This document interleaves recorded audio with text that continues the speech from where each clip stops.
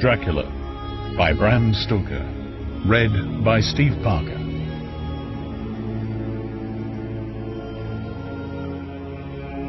Chapter 1. Jonathan Harker's Journal.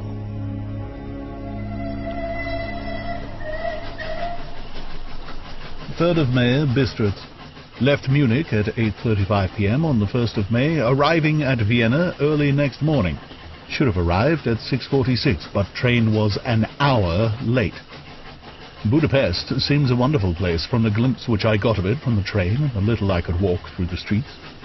I feared to go very far from the station, as we had arrived late and would start as near the correct time as possible. The impression I had was that we were leaving the west and entering the east, the most western of splendid bridges over the Danube, which is here of noble width and depth, took us among the traditions of Turkish rule. We left in pretty good time and came after nightfall to Klausenburg. Here I stopped for the night at the Hotel Royal. I had for dinner, or rather supper, a chicken done up some way with red pepper, which was very good, but thirsty. Memorandum: get recipe for Mina. I asked the waiter, and he said it was called paprika Händel, and that, as it was a national dish, I should be able to get it anywhere along the Carpathians.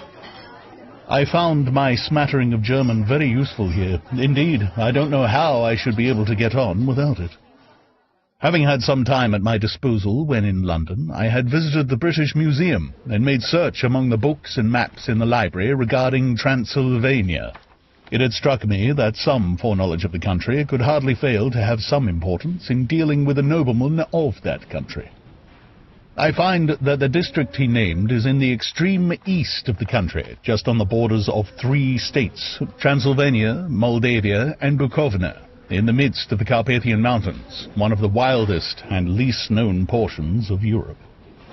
I was not able to light on any map or work giving the exact locality of the castle Dracula, as there are no maps of this country as yet to compare with our own Ordnance Survey maps. But I found that Bistritz, the post town named by Count Dracula, is a fairly well-known place. I shall enter here some of my notes, as they may refresh my memory when I talk over my travels with Mina. In the population of Transylvania, there are 4 distinct nationalities. Saxons in the south, and mixed with them the Wallachs, who are the descendants of the Dacians, Magyars in the west, and Sekelis in the east and north.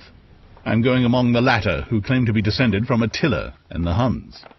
This may be so, for when the Magyars conquered the country in the 11th century, they found the Huns settled in it. I read that every known superstition in the world is gathered into the horseshoe of the Carpathians, as if it were the centre of some sort of imaginative whirlpool. If so, my stay may be very interesting. Memorandum: I must ask the Count all about them. I did not sleep well, though my bed was comfortable enough, for I had all sorts of queer dreams.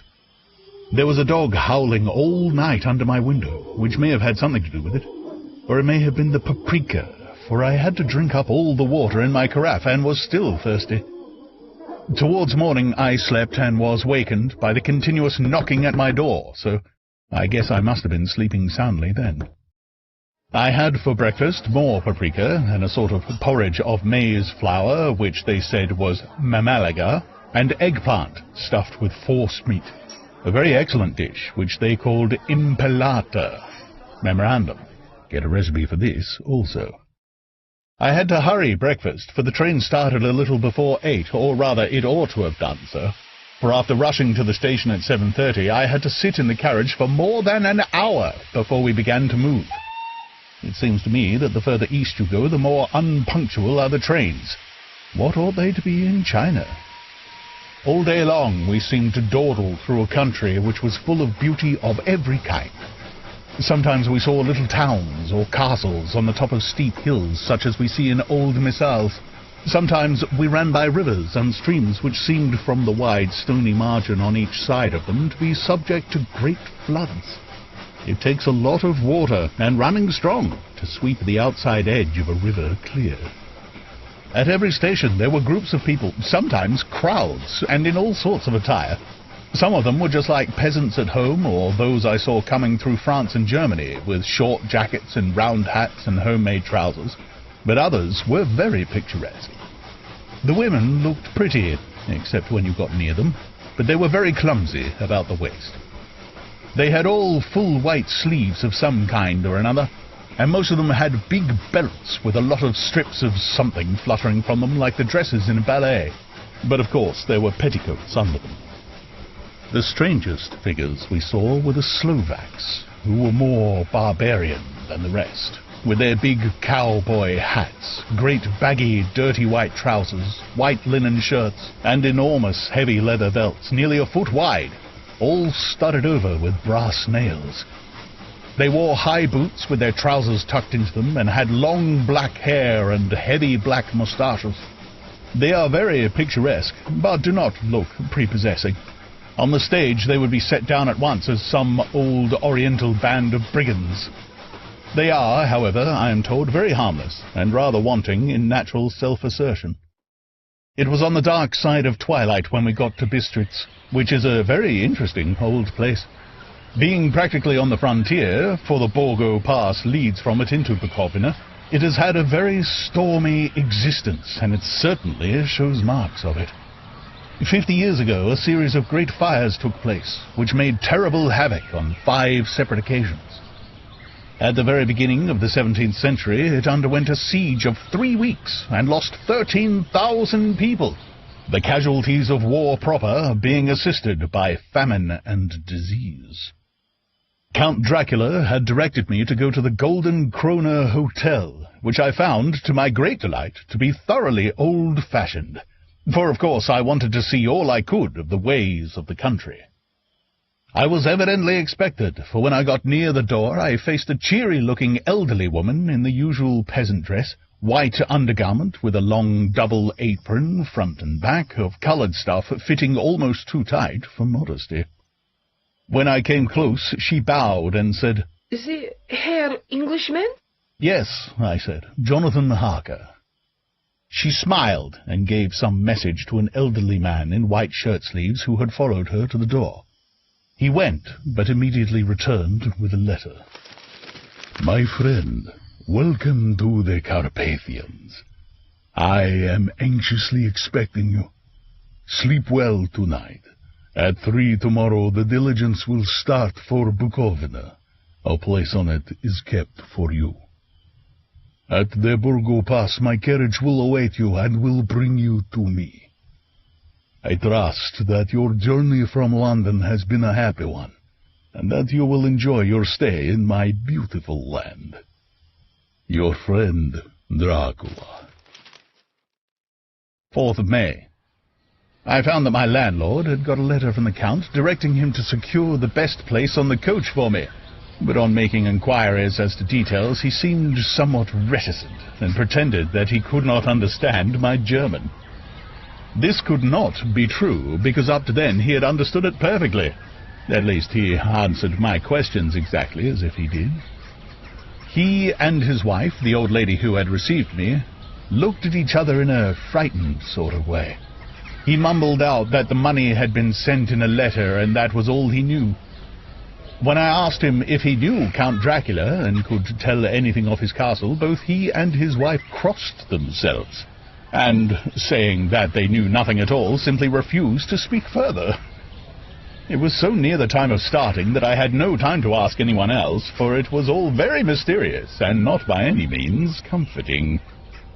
Just before I was leaving, the old lady came up to my room and said in a hysterical way, "Must you go? Oh, young Herr, must you go?"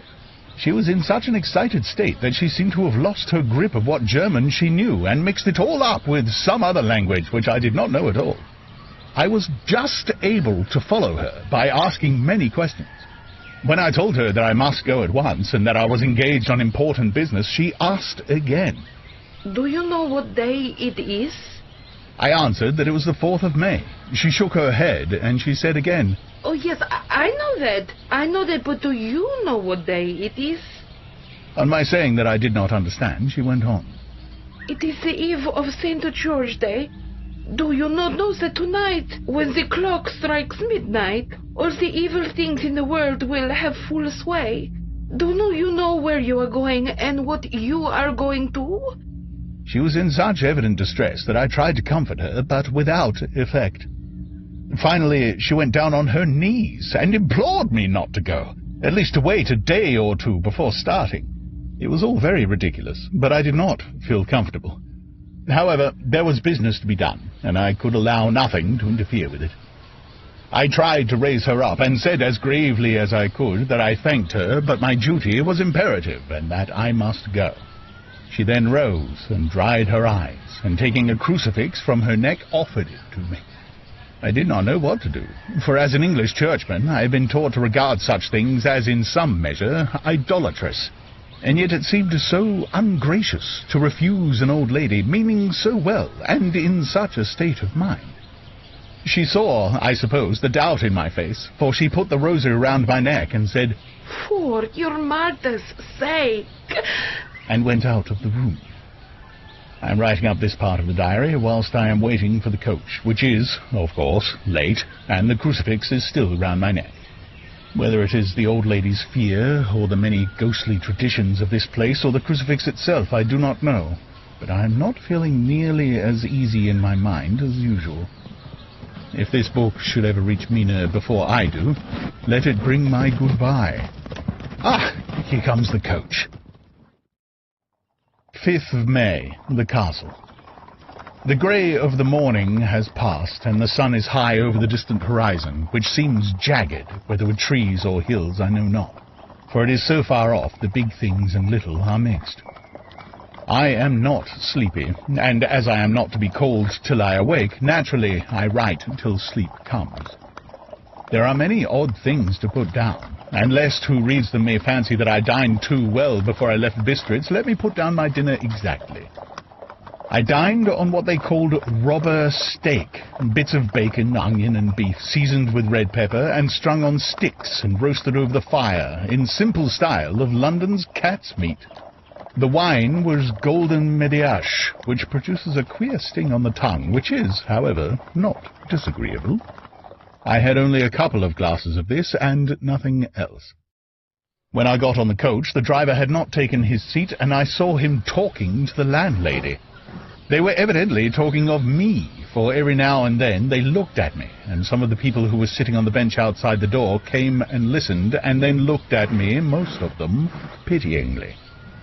I could hear a lot of words often repeated, queer words, for there were many nationalities in the crowd, so I quietly got my polyglot dictionary from my bag and looked them out. I must say, they were not cheering to me, for amongst them were Ordog, Satan, Pokal, Hell, Stregoica, Witch, Vrolok, and Vrkoslak. Both mean the same thing, one being Slovak and the other Serbian, for something that is either werewolf or vampire. Memorandum. I must ask the Count about these superstitions. When we started, the crowd around the inn door, which had by this time swelled to a considerable size, all made the sign of the cross and pointed 2 fingers towards me. With some difficulty, I got a fellow passenger to tell me what they meant. He would not answer at first, but on learning that I was English, he explained that it was a charm or guard against the evil eye. And this was not very pleasant for me, just starting for an unknown place to meet an unknown man, but everyone seemed so kind-hearted and so sorrowful and so sympathetic that I could not but be touched. I shall never forget the last glimpse which I had of the inn yard, and its crowd of picturesque figures all crossing themselves as they stood round the wide archway, with its background of rich foliage of oleander and orange trees in green tubs clustered in the centre of the yard. Then our driver, whose wide linen drawers covered the whole front of the box seat, Gotze, they called them, cracked his big whip over his 4 small horses, which ran abreast, and we set off on our journey. I soon lost sight and recollection of ghostly fears in the beauty of the scene as we drove along, although, had I known the language, or rather languages, which my fellow passengers were speaking, I might not have been able to throw them off so easily. Before us lay a green, sloping land full of forests and woods, with here and there steep hills crowned with clumps of trees over the farmhouses, the blank gable end to the road. There was everywhere a bewildering mass of fruit blossom, apple, plum, pear, cherry. and as we drove by I could see the green grass under the trees spangled with the fallen petals. In and out amongst these green hills of what they call here the Mittelland ran the road, losing itself as it swept round the grassy curve, or was shut out by the straggling ends of pine woods, which here and there ran down the hillsides like tongues of flame. The road was rugged, but still we seemed to fly over it with a feverish haste. I could not understand then what the haste meant, but the driver was evidently bent on losing no time in reaching Borgo Prund. I was told that this road is, in summertime, excellent, but that it had not yet been put in order after the winter snows. In this respect, it is different from the general run of roads in the Carpathians, for it is an old tradition that they are not to be kept in too good order.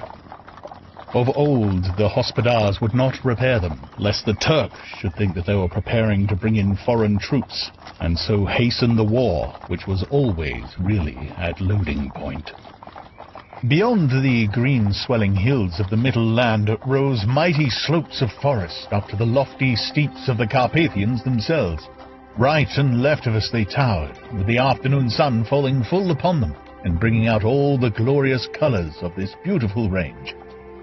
Deep blue and purple in the shadows of the peaks, green and brown where grass and rock mingled, and an endless perspective of jagged rocks and pointed crags, till they were themselves lost in the distance, where the snowy peaks rose grandly. Here and there seemed mighty rifts in the mountains, through which, as the sun began to sink, we saw now and again the white gleam of falling water. One of my companions touched my arm as we swept round the base of a hill and opened up the lofty, snow-covered peak of a mountain, which seemed, as we wound our serpentine way, to be right before us. "Look! Eastern Sek! God's seat!" And he crossed himself reverently. As we wound on our endless way and the sun sank lower and lower behind us, the shadows of the evening began to creep round us. This was emphasized by the fact that the snowy mountain tops still held the sunset and seemed to glow out with a delicate, cool pink. Here and there we passed Czechs and Slovaks, all in picturesque attire, but I noticed that goiter was painfully prevalent. By the roadside were many crosses, and as we swept by, my companions all crossed themselves. Here and there was a peasant man or woman kneeling before a shrine who did not even turn round as we approached, but seemed, in the self-surrender of devotion, to have neither eyes nor ears for the outer world. There were many things new to me. For instance, hay ricks in the trees, and here and there very beautiful masses of weeping birch, their white stems shining like silver through the delicate green of the leaves. Now and again we passed a later whack, the ordinary peasant's cart, with its long, snake-like vertebra calculated to suit the inequalities of the road. On this were sure to be seated quite a group of home-coming peasants, the Czechs with their white and the Slovaks with their coloured sheepskins, the latter carrying, lance-fashion, their long staves with axe at end.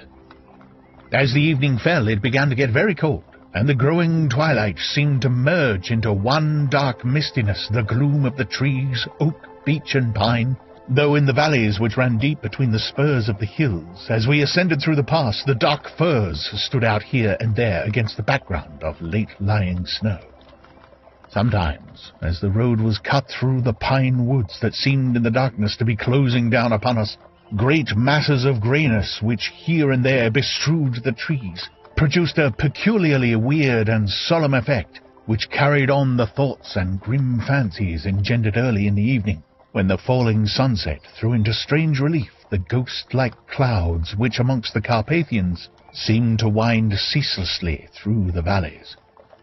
Sometimes the hills were so steep that, despite our driver's haste, the horses could only go slowly. I wished to get down and walk up them as we do at home, but the driver would not hear of it. "No, no," he said. "You must not walk here. The dogs are too fierce." And then he added, with what he evidently meant for grim pleasantry, for he looked round to catch the approving smile of the rest, "And you may have enough of such matters before you go to sleep." The only stop he would make was a moment's pause to light his lamps. When it grew dark, there seemed to be some excitement amongst the passengers, and they kept speaking to him one after the other, as though urging him to further speed. He lashed the horses unmercifully with his long whip, and with wild cries of encouragement urged them on to further exertions. Then, through the darkness, I could see a sort of patch of grey light ahead of us, as though there were a cleft in the hills. The excitement of the passengers grew greater. The crazy coach rocked on its great leather springs and swayed like a boat tossed on a stormy sea. I had to hold on. The road grew more level, and we appeared to fly along. Then the mountains seemed to come nearer to us on each side and to frown down upon us. We were entering on the Borgo Pass. One by one, several of the passengers offered me gifts, which they pressed upon me with an earnestness which would take no denial. These were certainly of an odd and varied kind, but each was given in simple good faith, with a kindly word and a blessing, and that strange mixture of fear-meaning movements which I had seen outside the hotel at Bistritz, the sign of the cross and the guard against the evil eye. Then, as we flew along, the driver leaned forward, and on each side the passengers, craning over the edge of the coach, peered eagerly into the darkness. It was evident that something very exciting was either happening or expected, but though I asked each passenger, no one would give me the slightest explanation. This state of excitement kept on for some little time, and at last we saw before us the pass opening out on the eastern side. There were dark, rolling clouds overhead, and in the air the heavy, oppressive sense of thunder. It seemed as though the mountain range had separated two atmospheres, and that now we had got into the thunderous one. I was now myself looking out for the conveyance which was to take me to the Count. Each moment I expected to see the glare of lamps through the blackness, but all was dark. The only light was the flickering rays of our own lamps, in which the steam from our hard-driven horses rose in a white cloud. We could see now the sandy road lying white before us, but there was on it no sign of a vehicle. The passengers drew back with a sigh of gladness, which seemed to mock my own disappointment. I was already thinking what I had best do when the driver, looking at his watch, said to the others something which I could hardly hear. It was spoken so quietly and in so low a tone. I thought it was an hour less than the time. Then, turning to me, he spoke in German worse than my own. "There is no carriage here. The Herr is not expected after all. He will now come on to Bukovina and return tomorrow or the next day. Better the next day." Whilst he was speaking, the horses began to neigh and snort and plunge wildly, so that the driver had to hold them up. Then, amongst a chorus of screams from the peasants and a universal crossing of themselves, a caleche with 4 horses drove up behind us, overtook us, and drew up beside the coach. I could see from the flash of our lamps as the rays fell on them that the horses were coal-black and splendid animals. They were driven by a tall man with a long brown beard and a great black hat which seemed to hide his face from us. I could only see the gleam of a pair of very bright eyes, which seemed red in the lamplight as he turned to us. He said to the driver, "You are early tonight, my friend." The man stammered in reply, "The English Herr was in a hurry," to which the stranger replied, "That is why I suppose you wished him to go on to Bukovina." "You cannot deceive me, my friend. I know too much, and my horses are swift." As he spoke, he smiled, and the lamplight fell on a hard-looking mouth with very red lips and sharp-looking teeth, as white as ivory. One of my companions whispered to another the line from Berger's Lenore, "Denn die Toten reiten schnell, for the dead travel fast." The strange driver evidently heard the words, for he looked up with a gleaming smile. The passenger turned his face away at the same time, putting out his 2 fingers and crossing himself. "Give me the Herr's luggage," said the driver, and with exceeding alacrity my bags were handed out and put in the caleche. Then I descended from the side of the coach, as the caleche was close alongside, the driver helping me with a hand which caught my arm in a grip of steel. His strength must have been prodigious. Without a word, he shook his reins. The horses turned, and we swept into the darkness of the pass. As I looked back, I saw the steam from the horses of the coach by the light of the lamps, and projected against it the figures of my late companions crossing themselves. Then the driver cracked his whip and called to his horses, and off they swept on their way to Bukovna. As they sank into the darkness, I felt a strange chill, and a lonely feeling came over me. But a cloak was thrown over my shoulders and a rug across my knees, and the driver said in excellent German, "The night is chill, mein Herr, and my master the Count bade me take all care of you. There is a flask of Slivovitz, the plum brandy of the country, underneath the seat if you should require it." I did not take any, but it was a comfort to know it was there all the same. I felt a little strangely and not a little frightened. I think, had there been any alternative, I should have taken it instead of prosecuting that unknown night journey. The carriage went at a hard pace straight along, and then we made a complete turn and went along another straight road. It seemed to me that we were simply going over and over the same ground again, and so I took note of some salient point and found that this was so.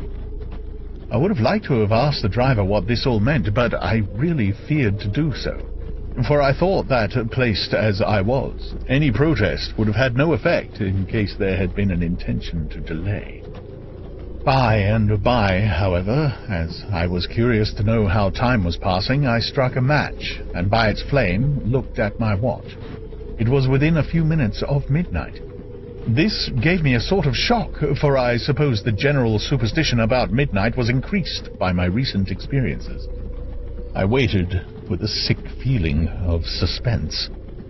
Then a dog began to howl somewhere in a farmhouse far down the road, a long, agonized wailing as if from fear. The sound was taken up by another dog, and then another, and another, till, borne on the wind which now sighed softly through the pass, a wild howling began, which seemed to come from all over the country, as far as the imagination could grasp it through the gloom of the night. At the first howl, the horses began to strain and rear, but the driver spoke to them soothingly, and they quieted down, but shivered and sweated as though after a runaway from a sudden fright. Then, far off in the distance, from the mountains on either side of us, began a louder and a sharper howling, that of wolves, which affected both the horses and myself in the same way.